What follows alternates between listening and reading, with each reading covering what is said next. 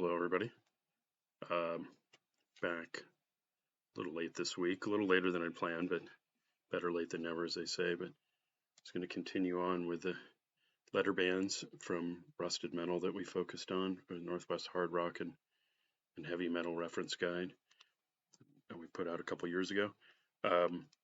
First band is Seattle thrash metal band Panic. This is their first record on Metal Blade, Epidemic. Second one is Fact. This was 1991 for Epidemic and 93 for. They had a couple demo tapes before that. The first one was this one was 87, and this one 89.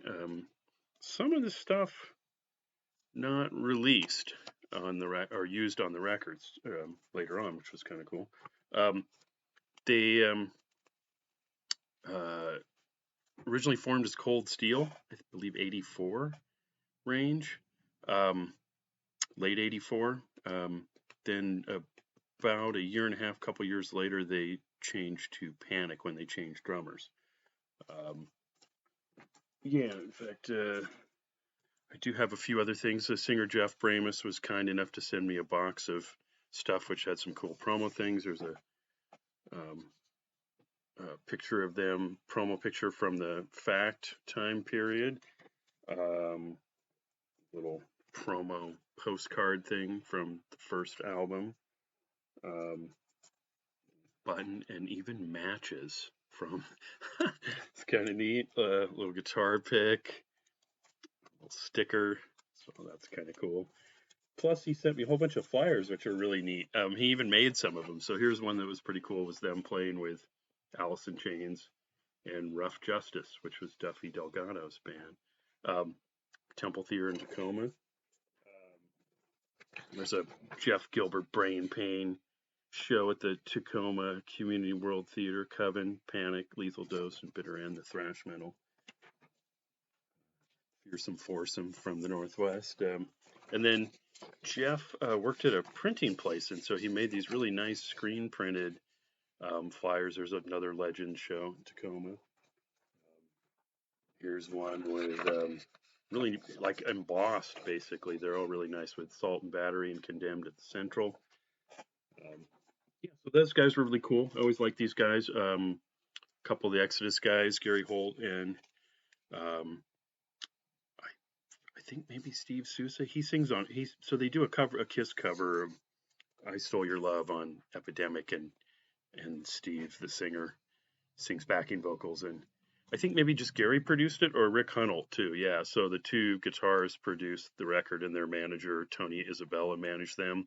They toured a good bit, got on some good tours and stuff with Reverend and a few other bands, whatever, and of course being Dave Wayne's band.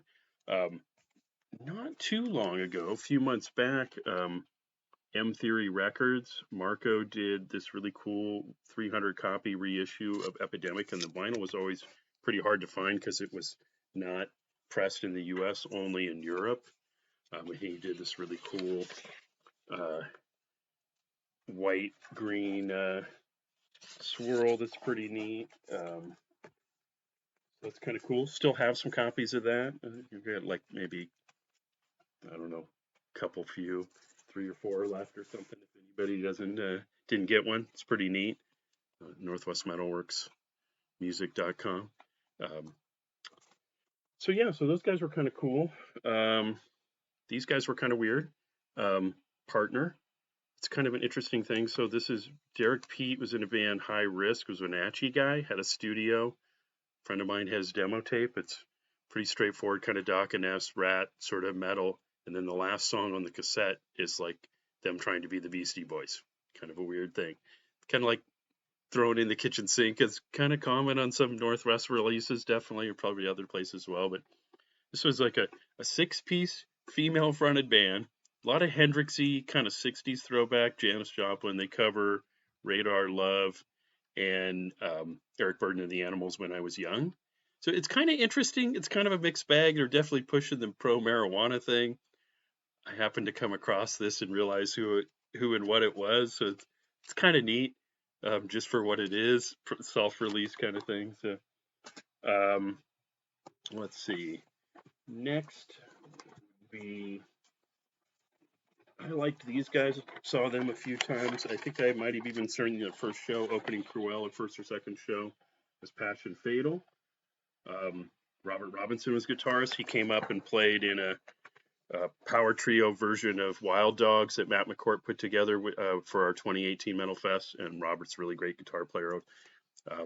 Fused a lot of Prince and kind of funk stuff in with Van Halen and metal, and kind of had this interesting sort of early funk metal kind of crossover stuff. They evolved into this band Love Load in the 90s.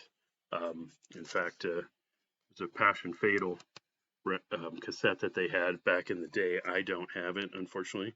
But they did have a couple tracks on this Oregon Metal compilation, which was pretty cool. The Plague magazine guys put out, which is this magazine.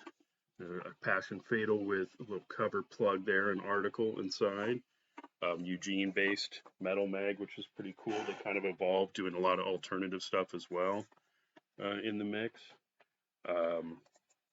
So let's see, who's next? Well, probably Pearl Jam. Rather than showing the usual albums, which of course they sold multi-millions of copies, I had some interesting early promo singles. Here's one from the second album. Had some bonus tracks that were unreleased songs on the record. A little, speaking of the Plague, there's a little cover feature on them. Saw them in May of '92, actually, at Roseland Theater. My wife and I went to that show. We were just dating at the time before we were married. That was a lot of fun. That was a packed house. Probably one of the last times they played. I think they played Melody Ballroom, but that was kind of a little bit bigger. The Roseland was a little less than 1,000 people. Starry Night Roseland, so that was kind of interesting. That was pretty fun. So yeah, there's a little fan club 7-inch. It's pretty cool too. They do Sonic Reducer from the Dead Boys. That's kind of cool. Let's see who's next. These guys were pretty cool. Pleasure Elite. I'm not sure I can show everything. Pretty naughty stuff on their CDs and releases, so I'll try to block some of that out. But so that was Reverend V Blast. Was lead vocals was Vern White, the bass player from Mace and the Bondage Boys. Rob Bursmith, who was in a couple different Malevolence, I think, was his thrash band prior to this. And so this was an industrial kind of metal, sort of in the Nine Inch Nails kind of realm. Pretty interesting stuff. It kind of had a DJ and sampling stuff mixed. They had some kind of a couple gals doing the B&D Bondage and and Discipline stuff on stage, which I guess was pretty interesting. I never got to see them, unfortunately. If they played Portland, I missed it. So the way it goes sometimes. But yeah, so I thought they were kind of cool. And then, of course, these guys are pretty well known. Get organized here. So I did see these guys a few times, and I liked them a lot. They started out as a, early 80s, 80 or 81, I think they formed, something like that. Was Poison Idea, a pretty straightforward punk rock band. Added some guys from Mayhem, Steve Hanford and Eric Olson, and then later Craig Lauer was in the band as well. And so he had a lot of the metal guys kind of in there, trading licks with Tom Champion, and evolved more into a crossover hardcore metal, hardcore thrash kind of band. That's the period that I saw him, was the about 86, early 87 on to, I think the last time I saw him was 1990 until many years later. But yeah, so there's one of the shows I saw. Actually got a free ticket to that show. Accused, Poison Idea. And This is a red vinyl reissue. Our pressing plant owner, Mark Rainey, does TKO Records, and this is one of his main bands. He does Anti-Scene and Poison Idea, a couple of his main bands he's done a lot with. Really cool red vinyl reissue, which was kind of neat. I might as well show it because you got this is kind of a cool red vinyl limited edition. And then I went to record release party where they played one of their last shows a couple few years back before COVID. I think it was 2018. Was the Field of Darkness, and this was only sold at the record show. I think it was 100 copies they made. Yeah, this is 48 of 100. It has special print, so it's different than the gatefold one they released, and it's a different color. I think this one is like a clear vinyl. Yeah, so that's kind of neat. Sold out the first hour of the show. Accused guys opened in another band, which I forget now off the top of my head. But it was really cool seeing them. Jeff Walter from Savior was a Portland thrash metal band. Was playing guitar with him, so that was kind of cool. This actually just came out. I got this pretty recently. It was an '82 live show. So in their earlier, more straightforward punk rock incarnation. Oh, they were always kind of a little bit of metal. I mean, he covered Motorhead from like the start, so it's obviously they like MC5 and stuff like that. So this was a cool clear pink with white and black swirl, which is really pretty neat. So that's pretty cool. This is really limited. I think 100 was done of it. And then that's kind of cool too. It's a test pressing that was limited. 74. This is number 74 of 100, and there's a cover of Kick Out the Jams on there from the MC5. This was a special Voodoo Donuts single that they put out, which was kind of cool. That has it's like a little numbered one as well. It's kind of neat. Just a couple tracks. Who else do we have here? So I don't know if they ever. I think they had a cassette. I don't have it. Poor Boy was a Portland metal band. There's a couple little flyers with them, or ticket and a flyer, a little handbill, I should say. So they were kind of cool.